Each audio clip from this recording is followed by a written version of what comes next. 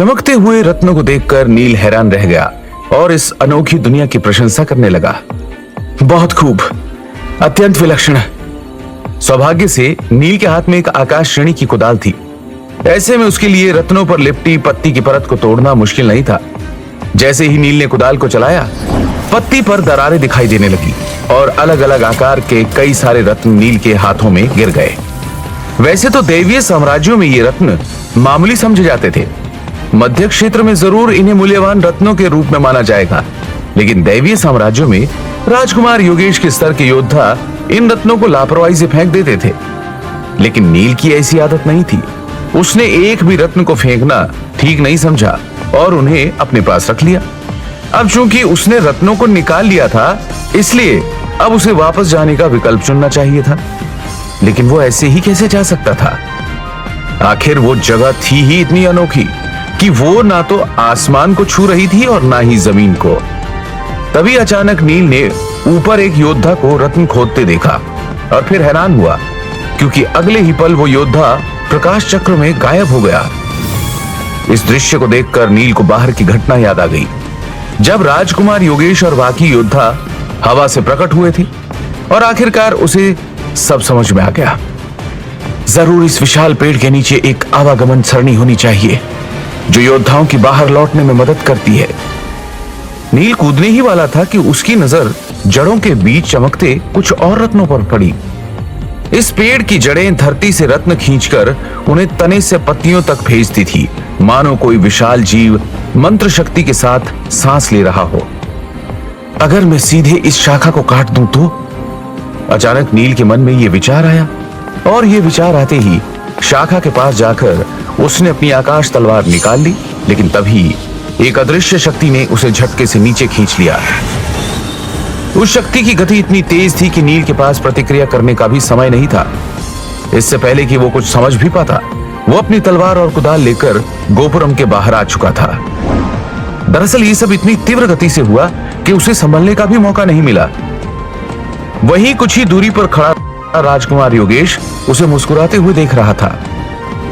जब राजकुमार योगेश की नजर नील की तलवार पर पड़ी तो उसने हंसते हुए कहा, ऐसा लगता है कि आप उस पेड़ की शाखाओं को काटने की योजना बना रहे थे। इससे पहले अनगिनत लोगों ने ऐसी कोशिश की, लेकिन कोई भी सफल नहीं हो सका। चारों दैवीय साम्राज्य इतने सालों से श्वेत सागर में प्रवेश कर रहे थे। ऐसे में स्वाभाविक रूप से नील जो करने के बारे में सोच रहा था, उसे अनगिनत लोगों ने भी आजमाया था।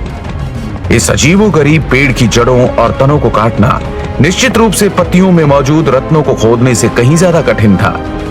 फिर चाहे वो बुधमंडल का योद्धा हो या सूर्यमंडल का योद्धा, कोई भी उस पेड़ के तने को नहीं काट सकता था। योगेश की बात सुनकर नील झेंप कर मुस्कुराया। कुछ चीजें प्रयास करने के बाद ही स्पष्ट हो पाती हैं।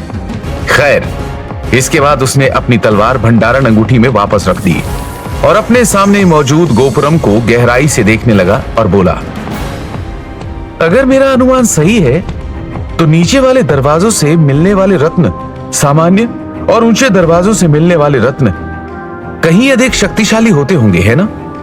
ये सुनकर राजकुमार योगेश मुस्कुराकर बोला, हाँ, आप सही कह रहे हैं। इस गोपुरम में कुल 47 मंजिलें हैं। हर मंजिल बड़ी शाखा से जुड़ी है। आप जितना ऊंचा जाओगे, रत्न उतने ही दुर्लभ होंगे और उन्हें पाना उतना ही मुश्किल। तो फिर जीवन पत्थर, वो कहां मिलेंगे? नील उत्सुक हो उठा। आखिर वो यहां जीवन पत्थर के लिए ही तो आया था। बाकी रत्नों में उसे ज्यादा दिलचस्पी नहीं थी। नील का सवाल सुनकर राजकुमार योगेश ने गोपुरम की ओर इशारा करते हुए कहा, सैद्धांतिक रूप से जीवन पत्थर उधर 25वीं मंजिल से ऊपर ही दिखाई देते हैं। जैसा कि मैंने पहले कहा, जितनी ऊंची मंजिल उतना शक्तिशाली रत्न। लेकिन हां, खतरा भी बढ़ जाता है। नील ने योगेश की बात को दोहराया। अब उसकी आंखों में एक अलग ही चमक नजर आ रही थी। वो एक तिरछी मुस्कान बिखेरते हुए बोला, अगर ऐसी बात है तो मैं भी ऊपर जाऊंगा। उसी समय वहां पर योद्धाओं का एक और समूह आ पहुंचा। उनमें सबसे आगे युवराज विमर्श था। इससे पहले युवराज विमर्श ने उन तामसिक आत्माओं से लड़ने के लिए एक शक्तिशाली विनाशक वज्रशूल का उपयोग किया था। लेकिन अनेक तामसिक आत्माओं की घेराबंदी के कारण युवराज विमर्श बहुत मुश्किल स्थिति में फंस गया था।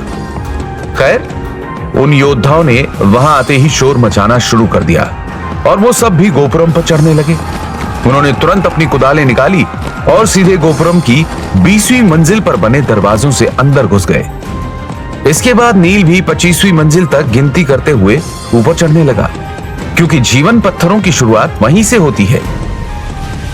वहां पहुंचने के बाद नील ने बेतरतीब ढंग से एक दरवाजा चुना और उसके अंदर घुस गया। जैसे ही उसने दरवाजे में कदम रखा तो वो तेजी से नीचे गिरने लगा। फिर उसके सामने एक रोशनी चमकी और वो सीधे एक पत्ते पर जा गिरा। अब नील उस विशालकाय पेड़ के ऊपरी मध्य भाग पर कब्जा कर चुका था। यहां खड़े होकर नील नीचे की सभी पत्तियों को देख सकता था, लेकिन अपनी नजर कुछ देर तक इधर उधर घुमाने के बाद उसने अपने पैरों के नीचे पड़े पत्तों को देखा।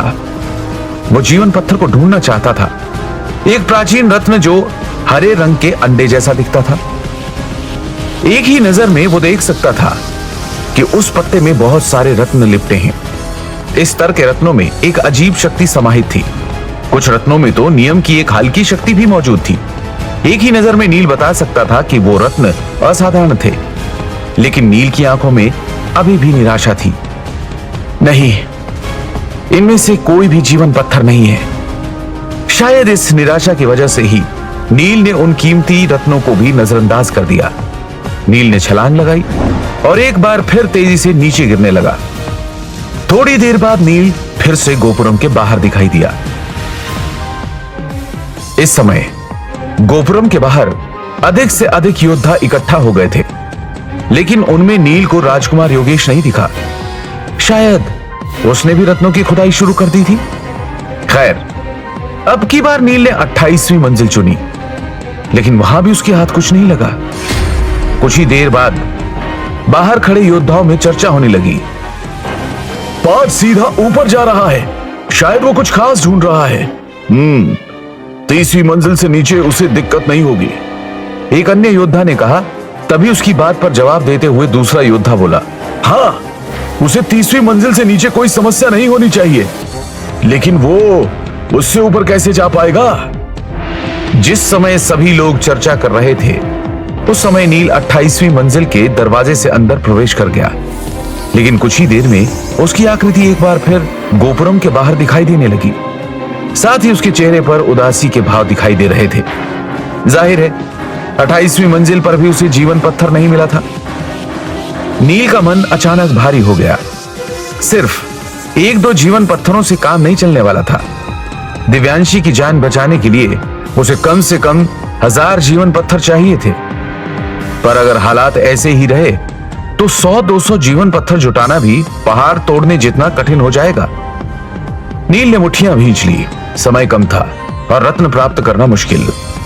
ये डरावनी सच्चाई उसके भीतर झुंझलाहट पैदा कर रही थी। शायद ये उतना आसान नहीं जितना मैंने शुरुआत में सोचा था, लेकिन हार मानने का मतलब दिव्यांशी को खो देना था।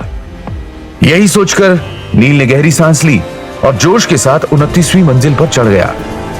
ये देखकर एक योद्धा बोला, अरे अरे, ये पार्थ क्या करने की कोशिश कर रहा है? इस पर दूसरे ने जवाब देते हुए कहा, मुझे लगता है कि वो किसी विशेष प्रकार के रत्न की तलाश में है। इस बार नील सीधे 29वीं मंजिल के पत्ते पर गिर गया, लेकिन जैसे ही उसके पैर ने उस पत्ते को छुआ तो उसकी आंखों में एक चमक और चेहरे पर एक हल्की मुस्कान आ गई। वो पत्ता लगभग 100 गज चौड़ा और 20 गज मोटा था। उस पत्ते के बीच में अंडे के आकार के प्राचीन रत्न लिपटे हुए थे। आखिर मैंने इन्हें ढूंढ लिया। जी हां, आखिरकार नील को जीवन पत्थर मिल गए थे। उसने लापरवाही से गिनती की और पाया कि उस पत्ते पर कुल 16 जीवन पत्थर लिपटे हुए थे। हालांकि ये उसकी जरूरत से बहुत कम थे, पर फिर भी ये कुछ न होने से तो बेहतर था। उसने एक हल्की मुस्कान के साथ सोचा, कम से कम अब मैं अपने लक्ष्य की ओर एक कदम आगे बढ़ा चुका हूं। पत्ते पर मौजूद 16 जीवन पत्थरों ने एक चक्र बनाया था और उनके चारों ओर हरे रंग की परत लिपटी हुई थी। उस परत से एक चमकदार रोशनी निकल रही थी, जिससे नील के लिए उसे पहचानना मुश्किल हो गया था। लेकिन नील ने ज्यादा सोचे बिना अपनी कुदाल को हवा में ऊंचा उठा दिया। हालांकि नील पहले से ही जानता था कि मंजिल की ऊंचाई जितनी अधिक होगी, पत्तियों की परत भी उतनी ही मोटी और अधिक ठोस होगी। लेकिन इस पत्ते की मजबूती नील की उम्मीदों से कहीं ज्यादा थी। उसने कुदाल को इतनी जोर से चलाया था, फिर भी उसके सामने उस पत्ते पर एक निशान भी नहीं बना। यह देखकर वो काफी हैरान था। हालांकि उसके हाथ में सिर्फ एक निम्न श्रेणी का आकाश हथियार था, लेकिन अगर वो उसे अपनी ताकत के साथ प्रयोग करे तो बिना आध्यात्मिक शक्ति के भी वो आसानी से किसी पहाड़ को चीर सकता था। फिर भी उसके सामने मौजूद पत्ते पर कोई खरोंच नहीं आई थी। यह बहुत हैरानी वाली बात थी। लेकिन उसने इन जीवन पत्थरों को बड़ी मुश्किल से ढूंढा था, फिर भला वो इतनी आसानी से हार कैसे मान सकता है? ये सोचते ही नील के शरीर में मौजूद 100 सर्पशल्कों की शक्ति अचानक से सक्रिय हो गई। फिर उसने अपने हाथ में मौजूद कुदाल को एक बार फिर घुमाया और उस पत्ते पर दे मारा। नील के भयानक हमले से उस पत्ते पर दरार पड़ गई। बस इतना ही। नील के चेहरे पर हल्की मुस्कान आ गई। ये देखकर कि उसका हमला कारगर रहा, उसने कुदाल घुमाना जारी रखा और हर बार के साथ पत्ते पर और भी दरारें दिखाई देने लगी। नील के आखिरी जोरदार प्रहार के साथ धातु के टूटने की आवाज सुनाई दी। इसके बाद उसने टूटे हुए हिस्से को हटाने के लिए कुदाल का उपयोग किया, जिससे नीचे मौजूद जीवन पत्थर सामने आ गए। उन जीवन पत्थरों को देखते हुए नील की आंखें तुरंत कोमल हो गई। जीवन और मृत्यु के बीच फंसी दिव्यांशी इसी चीज का इंतजार कर रही है। इसलिए नील ने उन जीवन पत्थरों को सावधानी से अपनी भंडारण अंगूठी में डाल दिया। जीवन पत्थरों को इकट्ठा करने के बाद नील की नजर एक चमकदार वस्तु पर रुक गई। अभी तक हरे रंग की परत के कारण नील स्पष्ट रूप से नहीं देख पा रहा था, लेकिन अब उसने देखा कि वो एक चौकोर रत्न था। उस रत्न के अंदर की रोशनी पानी की तरह लगातार हिल रही थी। उससे एक चमकदार सफेद रोशनी उत्सर्जित हो रही थी। मुझे नहीं मालूम ये किस प्रकार का रत्न है, लेकिन इसे भी अपने पास रख लेता हूं। नील ने इस बारे में ज्यादा नहीं सोचा और उस चमकदार रत्न को भंडारण अंगूठी में डालने के बाद वो फिर से नीचे कूद गया। अगले ही पल उसके नीचे प्रकाश चक्र चमका और वो गोपुरम के बाहर पहुंच गया। जब नील ने खुद को स्थिर किया तो उसने युवराज शाश्वत, श्रुतिका और राजकुमार योगेश को देखा। राजकुमार योगेश नील को देखकर मुस्कुराया, लेकिन जैसे ही वो नील से पूछने वाला था कि क्या उसे कुछ हासिल हुआ, तभी अचानक उसे बगल से एक चीख सुनाई दी। तो क्या होगा आगे? आखिर वो चीख किसकी है?